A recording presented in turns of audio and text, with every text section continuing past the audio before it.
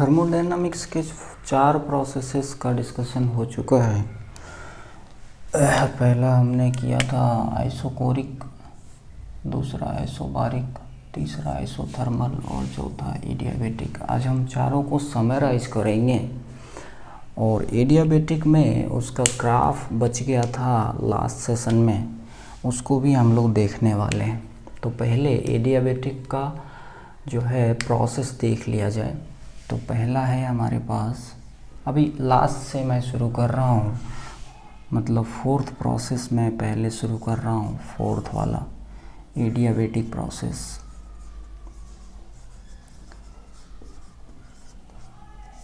Adiabatic thermodynamic process, तो इसका हमारे पास में प्रोसेस का डेफिनेशन क्या है, तो सिस्टम के अंदर या बाहर हीट का कोई इंटरेक्शन नहीं होगा। मतलब हीट जो है ना तो सिस्टम के अंदर जा रहा होगा और ना ही बाहर आ रहा होगा। ये डिस्कशन हमारा हुआ था और हमने कहा था कि Q जो है वो 0 हो जाता है। Q 0 हो जाता है तो first law of thermodynamics adiabatic process के लिए लिखने जाएंगे तो क्या हो जाएगा, Q minus W equals to delta U। तो Q हो गया 0 तो minus W equals to delta U। और इसी को आप लिख देते हैं minus integral PdV is equals to change in internal energy. वहाँ पर हमने W कैलकुलेट किया था, Q तो कैलकुलेट करने की ज़रूरत नहीं है, W कैलकुलेट किया था हमने एडियाबेटिक। तो W एडियाबेटिक जो हमारा निकल के आया था वो था W एडियाबेटिक। वो हमारा आया था P1 या PI VI minus PF VF upon gamma minus 1। और इसी को एक्सपैंड किया था हमने, तो PI VI के बदले NRTI माइनस NRTF, तो NR दोनों टर्म में आ जाता है, तो TI माइनस TF और इसको डिवाइड कर दीजिए गैमा माइनस 1 से। गैमा जो होता है वो एडियाबेटिक इंडेक्स है। गैमा क्या है, adiabatic index. Gamma adiabatic index है और इसका वैल्यू होता है CP upon CV। Adiabatic process के लिए ये हमारा वर्क डन आया था। हीट तो कैलकुलेट करने की ज़रूरत है नहीं क्योंकि वो 0 हो जाता है। तो दोनों प्रोसेस क्वांटिटी के बारे में जानकारी मिल गई। अब इसका PV डायग्राम हम ड्रॉ करने वाले हैं। एडियाबेटिक प्रोसेस का PV डायग्राम हम ड्रॉ करेंगे यहाँ पर।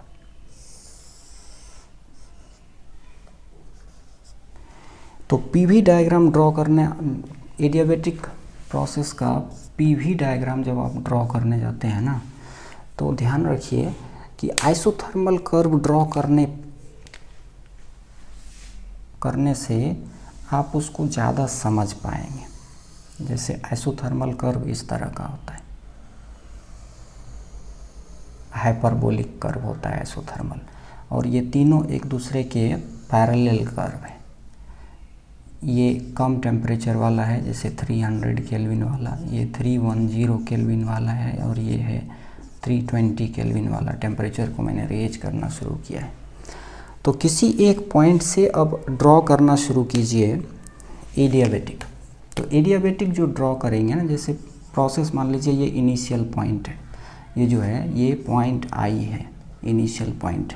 तो यहाँ से एडियाबेटिक कर्व आपको ड्रॉ करना है, तो आप क्या कीजिए, इस तरह से ड्रॉ कर दीजिए। एक आइसोथर्मल से स्टार्ट कीजिए और दूसरे आइसोथर्मल पे पहुँचा दीजिए। ये हो गया फाइनल पॉइंट, और ये हमारा एडियाबेटिक कर्व हो गया।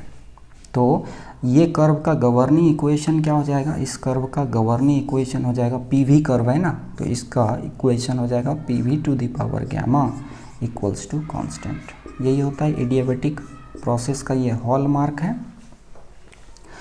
दूसरा, इसी में हमने डिस्कस किया था आइसोबारिक और आइसोकोरिक, तो उसके लिए भी PV कर्व होता है। तो जैसे यहाँ पर देखिए आइसोथर्मल कर्व, अगर यहाँ से ये तीनों हमारा आइसोथर्मल कर्व है। ठीक है। उसमें से एक को मैं दिखा रहा हूँ, इसका इनिशियल पॉइंट और इसका ये फाइनल पॉइंट आइसोथर्मल कर्व का, तीनों हमारा आइसोथर्मल कर्व है। अब आप दिखा दीजिए इसी कर्व में कॉन्टेक्स्ट समझने में आसानी होगी, कंपैरिजन दिखेगा कि किस तरह का हमारा पीवी डायग्राम अलग अलग प्रोसेस के लिए होता है। तो आइसोबारिक मतलब कांस्टेंट वॉल्यूम, ये जो प्रोसेस है ये आइसोबारिक हो जाएगा, इसका इनिशियल से फाइनल पॉइंट। ओके, ये आइसोबारिक ऊपर वाला parallel to volume and constant pressure. उसी तरह से जो हमारे पास में आइसोकोरिक होगा कांस्टेंट वॉल्यूम वाला, उसका वर्टिकल लाइन ड्रॉ कर दीजिए आप। ये हमारा हो गया कांस्टेंट वॉल्यूम। मतलब सबसे पहले हमने इसी को डिस्कस किया था, पहला नंबर, इसके बाद हमने इसको डिस्कस किया था, उसके बाद हमने आइसोथर्मल डिस्कस किया था, और लास्ट में हमने ये डिस्कस किया है, फोर्थ नंबर एडियाबेटिक।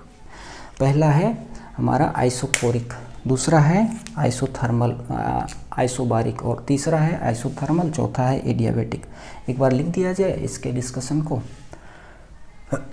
कि एडियाबेटिक में Q और W हमने निकाल लिया। एडियाबेटिक प्रोसेस में जो PV to the power gamma equals to constant होता है, एडियाबेटिक प्रोसेस, बाकी सब प्रोसेस के लिए हमने TV और PT मतलब VT और PT डायग्राम हमने ड्रॉ किया है।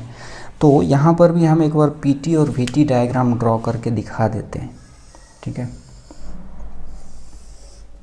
जैसे हमने पहले PT डायग्राम अगर हमें ड्रॉ करना है, ओके, और दूसरा हमें ड्रॉ करना है TV डायग्राम,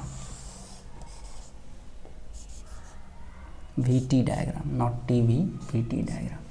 तो देखिए PT डायग्राम जब ड्रॉ करने जाएंगे ना, तो PT डायग्राम के लिए इक्वेशन एडियाबेटिक प्रोसेस के लिए क्या होता है, तो लिखेंगे T to the power gamma P to the power 1 minus gamma equals to constant. ये यहाँ से यहाँ आना बहुत ही आसान है। यहाँ पर आप V, जैसे आपको क्या रखना है, आपको P रखना है, तो V के बदले आप आइडियल गैस से V का वैल्यू यहाँ डाल दीजिए, ये मिल जाएगा, ओके। और ये जो कर्व आएगा, ये कर्व आपको इस तरह का आएगा। जैसे ये देखिए यहाँ PT डायग्राम का जो कर्व आएगा वो इस तरह का आएगा, ये यहाँ से लेकर के इस तरह का कर्व आएगा, ओके। इसमें थोड़ा सा कंपैरिजन दिखाने के लिए मैं मोनो, डाई और ट्राई का कर्व बना देता हूँ। जैसे ये हो जाएगा ट्राई एटॉमिक के लिए, ट्राई एटॉमिक गैस के लिए, जैसे वाटर वेपर के लिए डायग्राम इस तरह का होगा, मतलब कर्व इस तरह का होगा। ये डाई एटॉमिक के लिए होगा और ये मोनो एटॉमिक के लिए होगा, थोड़ा सा ऊपर शिफ्ट होता जाएगा, tri, di, mono. VT graph draw करने जाएंगे तो आपका गवर्निंग इक्वेशन क्या हो जाएगा, VT ग्राफ मतलब V और T का क्या रिलेशन होगा एडियाबेटिक प्रोसेस में, तो आप लिखेंगे, बताया गया है TV to the power gamma -1 equals to constant. तो इसका जब ग्राफ आप ड्रॉ करेंगे तो ये ग्राफ फिर से ट्राई, डाई और मोनो के लिए, तो ये ग्राफ आपको फिर से इस तरह का आ जाएगा। यहाँ से शुरू कीजिए, एक यहाँ डाल दीजिए, दूसरा यहाँ और तीसरा यहाँ। ये नीचे वाला, सबसे नीचे वाला ट्राई एटॉमिक गैस के लिए ये ग्राफ बनेगा, ये डाई एटॉमिक गैस के लिए बनेगा और ये मोनो एटॉमिक गैस के लिए बनेगा।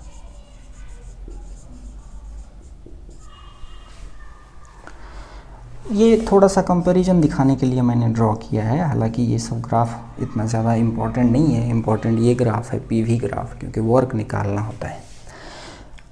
समरी में ये हो गया एडियाबेटिक। आइसोथर्मल का यहाँ पर सब कुछ लिख दिया जाए। जैसे तीसरा नंबर का हमारा प्रोसेस था आइसोथर्मल।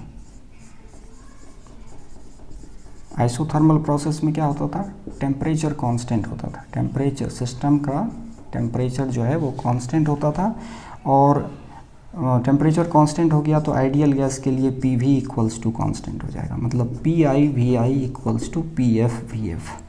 और इसका वर्क, आइसोथर्मल का वर्क और हीट दोनों इक्वल आता था, पिछले सेशन में ये डिटेल में डिस्कशन हुआ है। और ये कितना आता था, nRT/ln final volume divided by initial volume. दूसरा हमारा प्रोसेस था आइसोबारिक। आइसोबारिक में क्या होता है, प्रेशर कांस्टेंट होता है, ये कांस्टेंट प्रेशर प्रोसेस है। तो फिर इसमें जैसे आइडियल गैस ही फिर से ले ले तो इसमें वर्क डन जो हो जाएगा वो P डेल्टा V होगा, और इसमें Q आइसोबारिक है ना, कांस्टेंट प्रेशर वाला है, तो Q को आप लिखेंगे NCP डेल्टा T। ये सब आइडियल गैस के लिए है। उसके बाद सबसे पहला प्रोसेस था आइसोकोरिक, कांस्टेंट वॉल्यूम। आइसोकोरिक, इसमें क्या होता है, वॉल्यूम कांस्टेंट होता है, और यहाँ पर वर्क जीरो होता है। क्यों, क्योंकि चेंज इन वॉल्यूम नहीं है तो डिस्प्लेसमेंट वर्क जीरो हो जाएगा। वॉल्यूम चेंज नहीं हो रहा है तो डिस्प्लेसमेंट वर्क जो है वो जीरो हो जाएगा। और यहाँ पर हीट कितना निकालते थे हम, हीट निकालते थे NCV डेल्टा T। ओके, जहाँ पर CP और CV जो है वो हीट कैपेसिटी है, कांस्टेंट प्रेशर और कांस्टेंट वॉल्यूम पे। तो ये चार प्रोसेस का हमारा एक समरी यहाँ पर डिस्कस हो गया है। अब हम आइसोकोरिक और आइसोबारिक का एक साथ में एक एग्जाम्पल मैंने दे दिया था। आज हम आइसोथर्मल और एडियाबेटिक का एग्जाम्पल, एक छोटा सा एग्जाम्पल ले लेंगे और उसका कैलकुलेशन देख लेंगे, समझ लेंगे कि कैसे कैलकुलेशन किया जा सकता है। तो उसके लिए एक एग्जाम्पल, जैसे मान लीजिए कि हम ले रहे हैं ऐसा एग्जाम्पल इस तरह का है, 1 मोल है हीलियम गैस का। कौन सा गैस, हीलियम गैस। तो जब हम हीलियम गैस कह देते हैं इसका मतलब मोनो एटॉमिक गैस हो गया। और ये दो प्रोसेस कर रहा है, पहले आइसोथर्मल और बाद में एडियाबेटिक कर रहा है। तो पहला इसका प्रोसेस है आइसोथर्मल, जिसमें क्या हो रहा है, जिसमें ये जो है पहला आइसोथर्मल है, मान लीजिए P1 और V1 पे है, और यहाँ से आइसोथर्मली ये जा रहा है P2 और V2 पे, और फिर यहाँ से कैसा जा रहा है, ये आइसोथर्मली जा रहा है, और यहाँ से फिर ये P3 और V3 पे जा रहा है एडियाबेटिकली।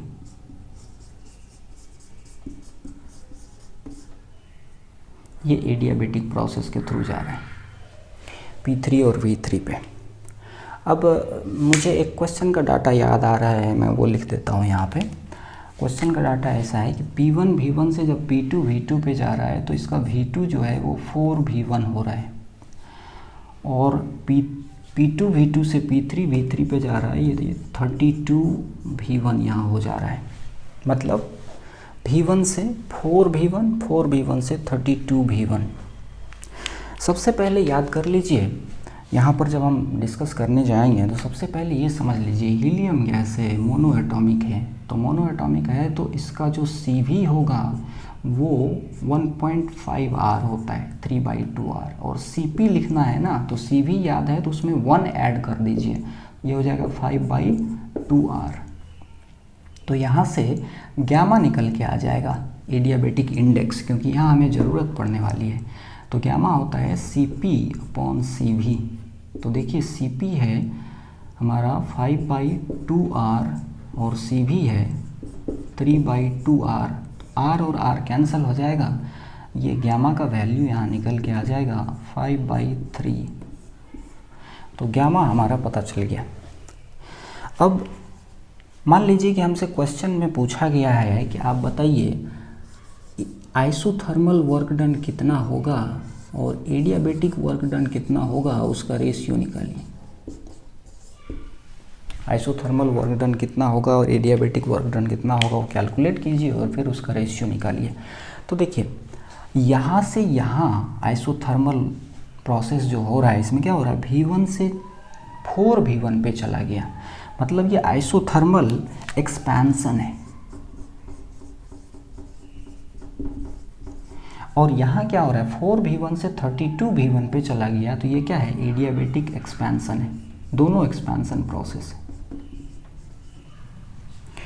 हालांकि इससे कुछ लेना देना अभी हमें नहीं है, लेकिन एक्सपेंशन है तो वर्क पॉजिटिव होगा, इतना बात तो हम समझ सकते हैं। तो सबसे पहले आइसोथर्मल वर्क डन निकाल लिया जाए। आइसोथर्मल वर्क डन जो है वो बहुत ही आसान है। आइसोथर्मल वर्क डन का अभी अभी समरी हमने देखा है कि आइसोथर्मल वर्क डन जो होता है वो कितना होता है, nRT ln VF by VI। तो n कितना है, 1 मोल है। n जो है वो नंबर ऑफ मोल्स है तो 1। r रहने देते हैं, यूनिवर्सल गैस कांस्टेंट है वो। और ln मैं लिख रहा हूँ, इसका मतलब log base e ln VF कितना है, VF 4V1 है। और VI कितना है, V1 है। तो ये कितना आ गया, RT भी था यहाँ, nRT एक T भी था, तो RT ln 4 को लिखा जा सकता है 2 to the power 2। तो W आइसोथर्मल हो जाएगा, इसको लिखा जाएगा 2 to the power 2, तो जो पावर होगा वो पीछे आ जाएगा, तो ये हो जाएगा 2RT ln 2। Isothermal work done इतना हो गया। अब एडियाबेटिक वर्क डन चाहिए। एडियाबेटिक वर्क डन निकाला जाए तो एडियाबेटिक वर्क डन के लिए हम कौन सा फार्मूला यूज करेंगे, ये formula PI/VI minus PF/VF upon gamma minus 1 क्या है, PI/VI। तो यहाँ PI एडियाबेटिक कहाँ से शुरू हुआ, 2 से, तो P2V2 minus P3V3 upon gamma minus 1। Okay, तो P2V2 जो है वो P2 और V2 है हमारा 4V1 माइनस P3 और V3 है हमारा 32V1 divided by gamma minus 1। Gamma है हमारा 5/3 माइनस 1। अब यहाँ से नोटिस कीजिए कि आपके पास P2 नहीं है और P3 नहीं है, ये दोनों टर्म नहीं है। ना तो P2 है आपके पास और ना ही P3 है, तो P2 और P3 आपको निकालना पड़ जाएगा। तो P2 निकालने के लिए ये दोनों प्रोसेस को यूज करेंगे, इनिशियल ये हो गया और फाइनल ये हो गया। तो आइसोथर्मल प्रोसेस में क्या होता है, आइसोथर्मल प्रोसेस में हो जाएगा P1V1 इक्वल्स टू P2V2। तो यहाँ से P2 निकल जाएगा, वो हो जाएगा V1 upon V2 into P1। इसको यूज किया है मैंने। V1 है V1 और V2 है 4V1, तो ये आ जाएगा 1/4P1। तो P2 जो है वो हमारा निकल गया, मतलब ये पहला जो चाहिए था वो निकल गया और वो यहाँ आ गया P1 अपॉन 4। ओके, एक और चीज़ ध्यान दीजिए कि आइसोथर्मल प्रोसेस में मान लीजिए यहाँ टेम्परेचर T1 अगर होगा तो यहाँ भी टेम्परेचर T2 भी T1 के बराबर ही होगा। ज़रूरत पड़ने वाली है इसलिए मैं लिख रहा हूँ। ये क्या है, मोनो एटॉमिक आइडियल गैस है। अभी हमको P3 चाहिए, उसके लिए आपको ये 0.2 और 0.3 यूज करना पड़ेगा। 0.2 और 0.3 जब आप यूज करेंगे तो आप क्या लिखेंगे, आप लिखेंगे P2 V2 to the power gamma is equals to P3 V3 to the power gamma. तो यहाँ से आप निकालना क्या है आपको, P3, तो लिखेंगे P3 is equals to V2 upon V3 और दोनों पे गामा है, तो V2 अपॉन V3 और दोनों पे गामा है तो पावर डाल दिया और यहाँ P2। ठीक है, ये क्या है, ये एडियाबेटिक वाला है और ये क्या है, ये आइसोथर्मल वाला है, ये एडियाबेटिक है। यहाँ से P3 निकालना है हमें, P3 जब तक नहीं निकालेंगे तब तक काम नहीं चलेगा। P3 निकालना है तो V2 का वैल्यू जो है वो है 4V1 4v1 और v3 का वैल्यू है 32v1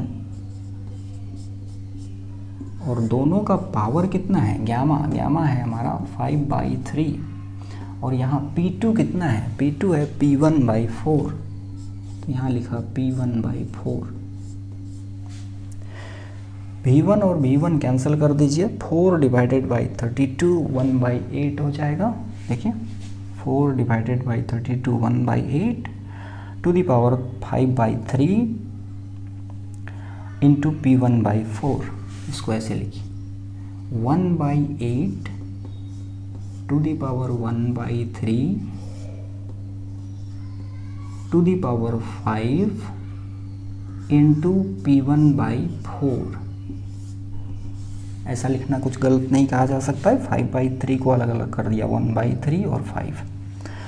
1/2 का क्यूब रूट हो जाएगा 1/8 का क्यूब रूट हो जाएगा 1/2, तो ये कितना आ जाएगा, ये अंदर में जो है ये आ जाएगा 1/2 और उसका पावर 5, तो 1/2 का पावर 5 हो जाएगा कितना, 1/32 इंटू P1/4। तो P3 कितना आ गया हमारा, P3 आ गया P1/128, P1/128। तो अब ध्यान दीजिए, P2 निकल गया यहाँ पर, P3 निकल गया यहाँ पे, P2 और P3 यहाँ नहीं था इसलिए हम कुछ नहीं कर पा रहे थे। अब W एडियाबेटिक निकालिए। अब जो है इस जगह पे यहाँ पे सारा वैल्यू पुट कर दीजिए, तो W एडिया कितना हो जाएगा, P2 है हमारा, देखिए P2 आ गया, P2 यहाँ है, P2 P1/4 और P3 कितना है, P1/128। तो P2 है हमारे पास P1/4 और यहाँ देखिए V, यहाँ पर वॉल्यूम कितना था 4v1 माइनस P3 है हमारा P1/128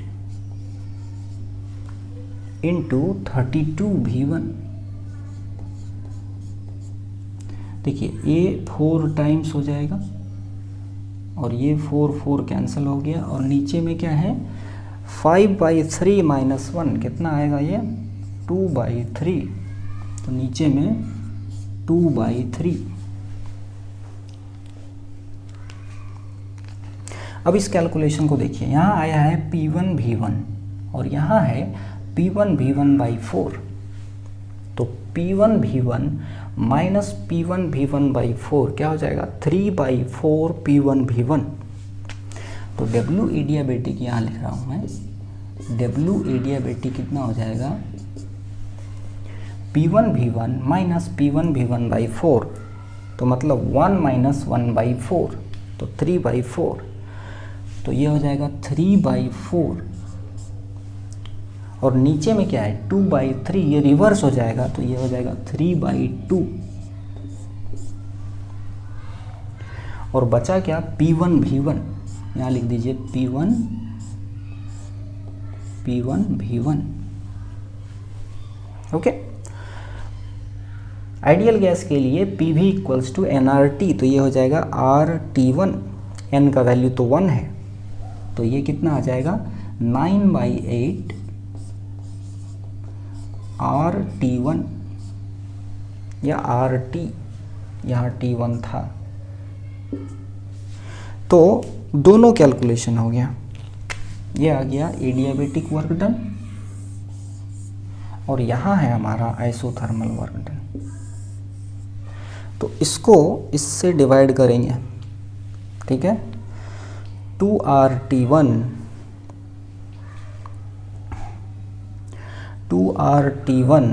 ln2 divided by 9/8 RT1, तो कितना आ जाएगा, 8 ऊपर चला जाएगा, मतलब ऊपर में 16 हो जाएगा और RT1 ख़त्म हो जाएगा, तो क्या बचेगा 16/8 ln2, कितना आ जाएगा ये 16/8 ln2, यही हमारा आंसर हो गया। यही फाइनल कंक्लूजन है आइसोथर्मल और एडियाबेटिक वर्क डन का रेशियो। यहाँ थोड़ा सा कन्फ्यूजन अगर हो तो आप अलग से कैलकुलेशन करके देख लीजिए। 2RT1 ln2 divided by 9/8 RT1, तो RT1 तो कैंसिल हो गया। उसके बाद है 2/9/8, तो 8 ऊपर चला जाएगा, तो 8 × 2 16 बाई क्या आ जाएगा 8 × 2 16/9। क्या लिखा मैंने यहाँ गलत लिखा है, ये आ जाएगा 16/9। 9 नीचे आ जाएगा क्योंकि ये नीचे जाने वाला है, तो 9 नीचे आ जाएगा 16/9 ln2।